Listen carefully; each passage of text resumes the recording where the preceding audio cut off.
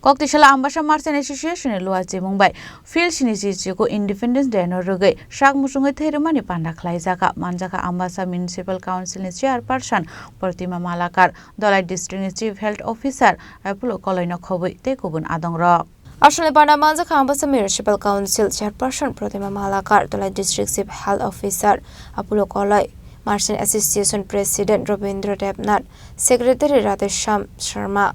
Secretary of Ambassa Blood Donor Association Sudip Chakrabortino Khobui te kubun adongrok Merchant Association